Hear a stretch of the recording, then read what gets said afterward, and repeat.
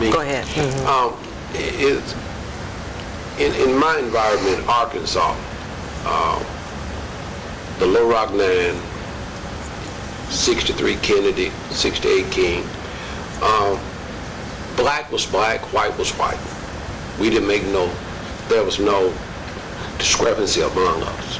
We knew where we stood, but when the integration hit, it changed everything. It changed everything. We all had to go to the same high school. So when I see that, my grandfather on both sides was bought out of slavery. So that was a pet peeve.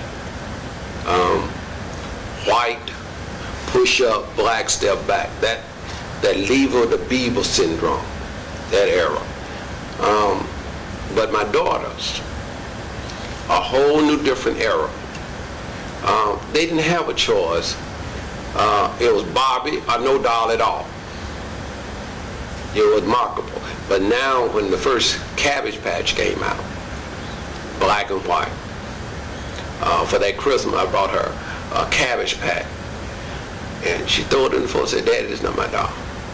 She couldn't identify with it. So now that we'll come forward, in Atlanta, the class of 71 out of Douglas High School, light-skinned complexion, all of the graduates was pushed up here in Atlanta. So that was a pet peeve in Georgia history. So I don't know if we, when they interviewed President Obama, he said, "I enjoyed both worlds." I think that bridges the gap between black. We don't see black and white under the same umbrella as when we were growing up. So I think we'll do it an injustice to try to put it in our own environment. I had to let that environment go. When I done my student teaching, a little white girl comes up to the front of the room. A little white girl comes up to the front of the room, touch me on my hand, go back to her seat, and say, "He's black." I walks over to the chair, touched her on her wrist, walked back up to the front of the room. "She's white."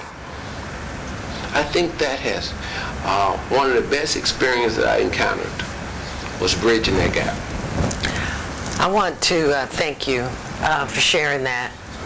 And I also want us to remember this in the context of culture, because Michael brought something up very important when he started talking about white Anglo-Saxon. Now remember, culture is values and beliefs that we make normal. And Willie said it's the value that we put on things.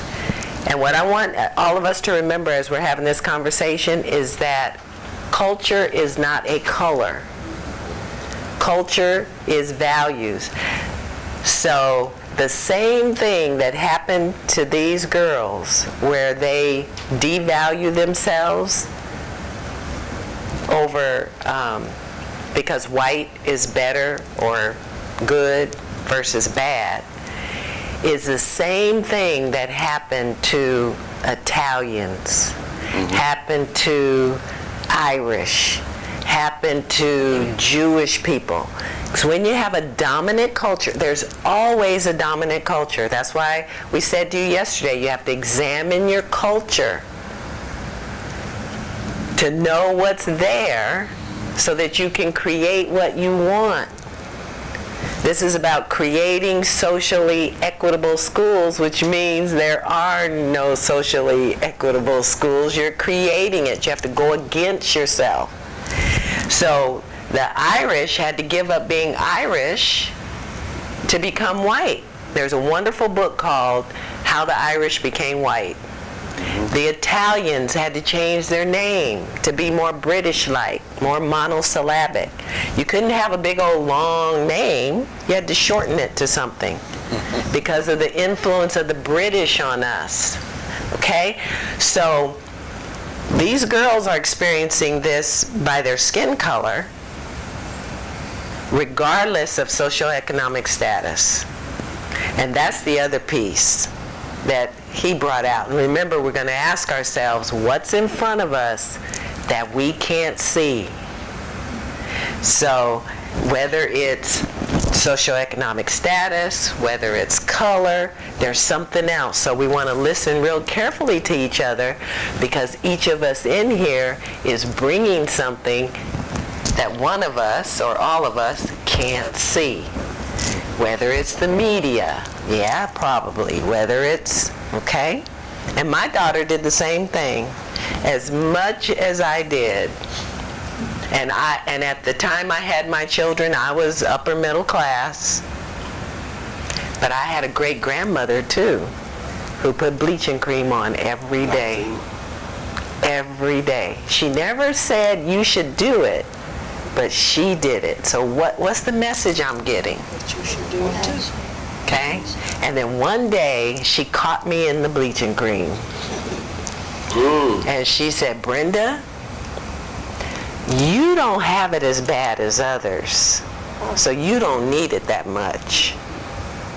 So what did that do to my psyche? See, so we've got, right, so I want you to remember this in the context of what we value, because that's culture.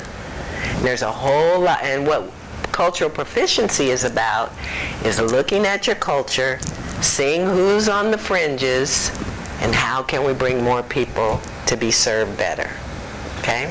May I ask you a When question? you stay focused on the value added to the conversation, then it sort of liberates you from all the other actions that are taking place. So you can look and say, well, what value is that? What's a big value? And do I value that? Do we want to continue to value?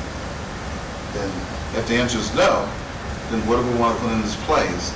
Because our kids are going to mimic what we do. They will do what we do, not so much what we say. But what we do, they are going to do There's a couple of other people up almost there, and then we'll get back to you. copycat. They will do exactly what we do. You said there were a couple of people up. One to, You hit on the social economic point that I was going to make. I was sharing with the group. I have a teenage son, and their school is just about as private as public school can be in DeKalb County. They wear uniforms. It's, you know, the green school and all of that. So the magnet program. So they're around, you know, kids that do well, family members. They're around successful people.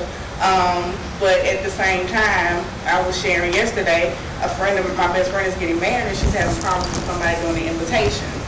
And my son actually knows the woman that's doing it, because I used to work with her.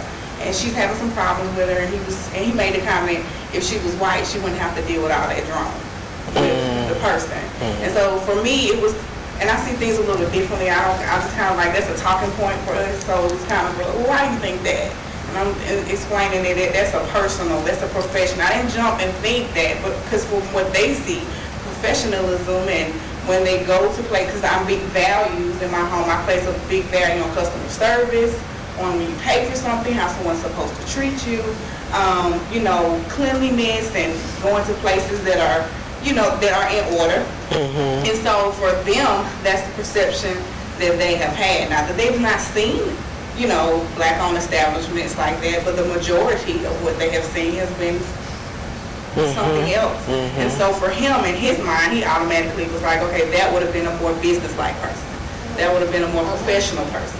She would not have to deal with, you know, this kind of stuff that she was.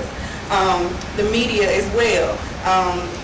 I was sharing as well, he shared with me how the type of girls that he likes. He's attracted, he likes hair. He likes long hair. He likes exotic looking women that look like they have a whole lot of different stuff, you know, not necessarily white or black. The more the better.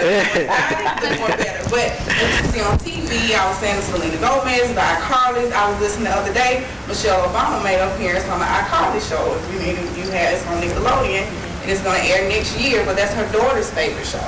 So even the president's daughters are watching, you know, shows that people aren't really looking like them. Because it's not there. We used to have Raven, now she's kind of gone, and Kiki Pump, but they're few and far in between. And so I had to use that as a talking point, is this is what you see is pretty, because it doesn't matter how, of course you think mommy's pretty, but You don't see that reinforced constantly.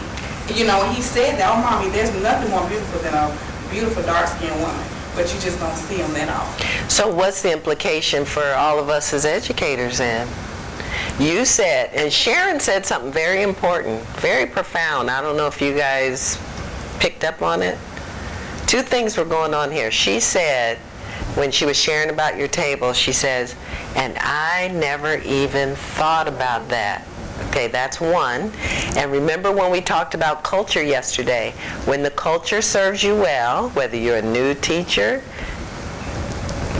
and you have to move all around, or you're a veteran teacher and you go, well, why are you going to move me? When the culture serves you well, you don't even realize what's going on. So that's why you guys have to go against yourself. Then you just said it's not reinforced that much. So what's the implications for you as teachers with children in your room, whether they're Mexican, whether they're black, whether they're Irish, whether they got really, really, really white skin? And there's some actions that you could take. Here's a real quick